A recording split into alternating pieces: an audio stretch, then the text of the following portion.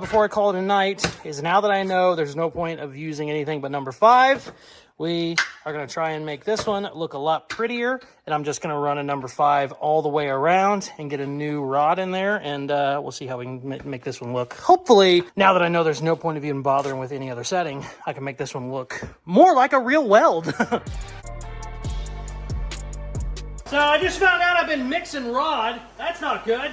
I've been running 60-11, 60-10, and there was another one. It was crazy. I thought they were all the same, so that could be something. I tell you what, I feel like the duty cycle is starting to kick in, because it seems like the longer I use it, the worse it's starting to do. We're just having issues with stuff. Also, it blew my breaker, which that's not good. So we're gonna let her cool off for a little bit. I'm gonna chip this one down. This actually came out okay. I'm gonna grind it down though, because it's got slag all over it. It actually is holding this time.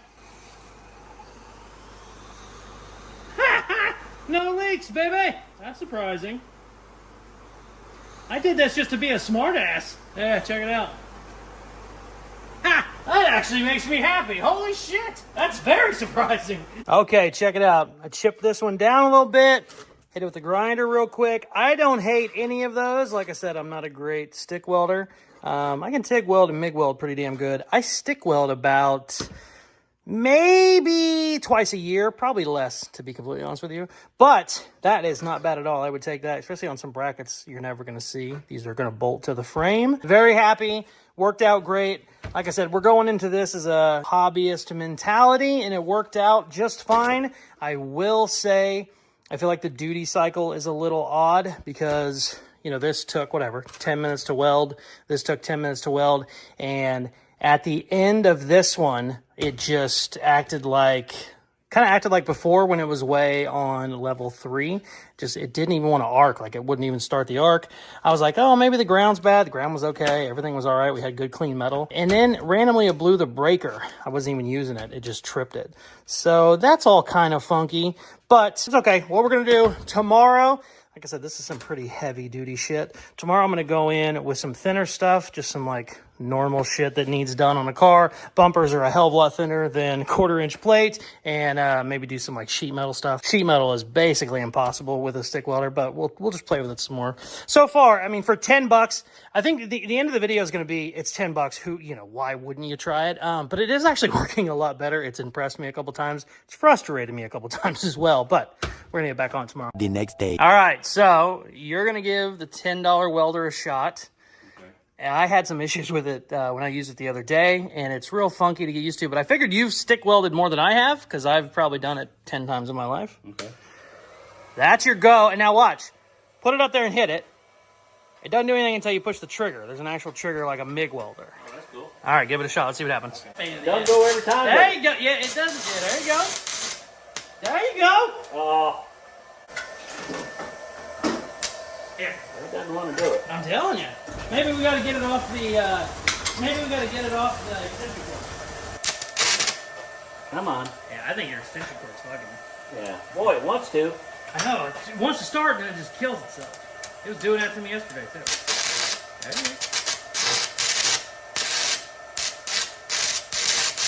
I feel like it's having ground issues. To be Yeah, I think so too. Let me see. I bet they put. Oh yeah, the ground's hot. Ground should not be that hot. Oh, look how little of a piece of wire they use for that ground. I just realized. I bet you could upgrade that and do it a lot better. Here, let me see here. Is that better? Yeah, maybe, I don't know. These welding goggles are actually working. Yeah, see, it's bouncing. Yeah. Let me try. It sticks. You know what I might do, since we're just having fun? What? Later today, I'm going to weld on more. I'm going to cut the ground way down there. Get a real Make it short? See if that'll Yeah. help. Okay. Then The weirdest fucking thing I've ever seen.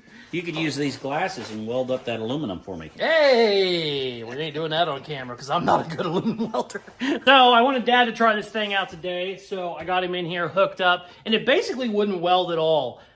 He was having all kinds of issues. I was like, oh, you just don't know what you're doing. It wouldn't weld for me either. Also, when we were welding today, it blew the breaker again.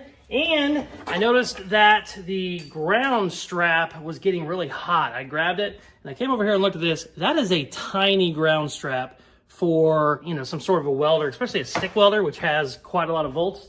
Let me show you. Here is, I keep saying volts, amps, same thing. See how big it is on this one? It's literally twice the size as that one. So I think I'm gonna tweak with that a little bit. And what I'm gonna do to kind of solve some of that is I'm gonna shorten the ground a lot. I'm gonna take like 2 feet out of it. That should help getting a lot more heat to it. I wanna see if that helps. Let's see what happens.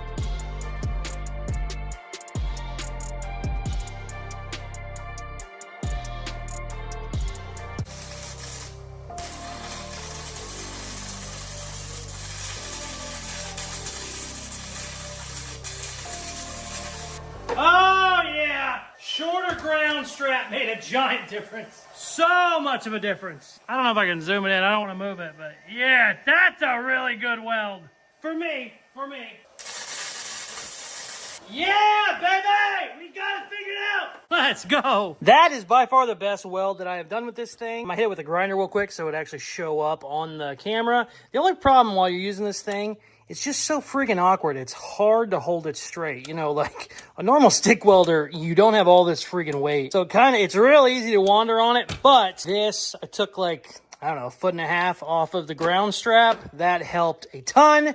And now I'm gonna weld on the Mustang. All right, I've used this to weld some random brackets and shit on the table. I figure if we're working on the hot rod, we might as well break it out.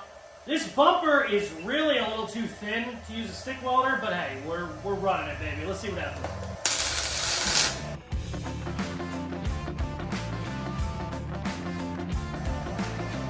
Okay.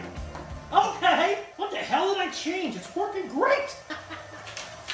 I 100% was not planning on doing any thin welding with this. You know, stick welders just aren't great for thin metal welding anyway, but check it out.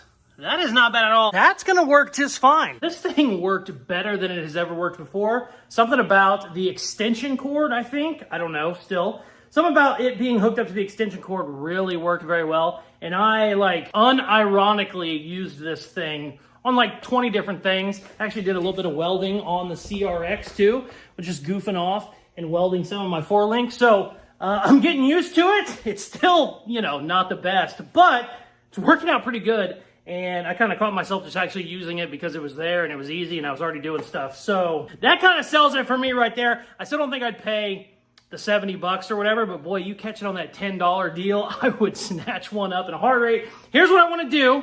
Before we call this a video, I said I wanted to try some real thin stuff, which is kind of impossible with a stick welder, but I want to see how it does. I still don't know if the voltage thing can change or the amps can change, but we're going to see. I'm going to put it way down on a low setting. We're going to see if I can weld some sheet metal, and we're going to wrap this baby up. Let's see what happens.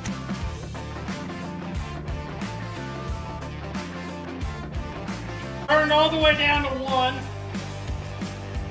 See what happens. I mean, what? Oh, there's nothing on 1. I mean, nothing. Go to 3, see if we can hit something. Yeah, settings don't mean shit. What is going on? Okay, fuck it. We're going back to the big rod. We're going back to the big rod and setting it on kill.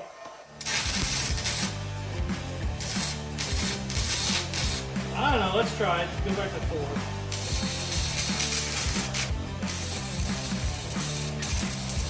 4. Okay, listen. Gauge works. This little 1/8" rod suck. It just hates an 1/8" rod, which makes no sense, but it loves these thicker ones. It does not like thin shit. All right. I could weld it from a thick piece to a thin piece, but 2 thin pieces was damn near impossible. I still don't know how good this gauge works, this regulator, whatever the hell you want to call it. I had it on 1, it wouldn't do anything. I had it on 5, it would kind of do something.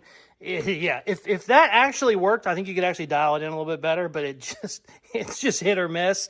One thing that is extremely odd, you think with, a handheld welder, you are not going to have a ton of amps. So what you want to do is run a thinner rod, little 1/8" rod. I've had more trouble with an 1/8" rod than I have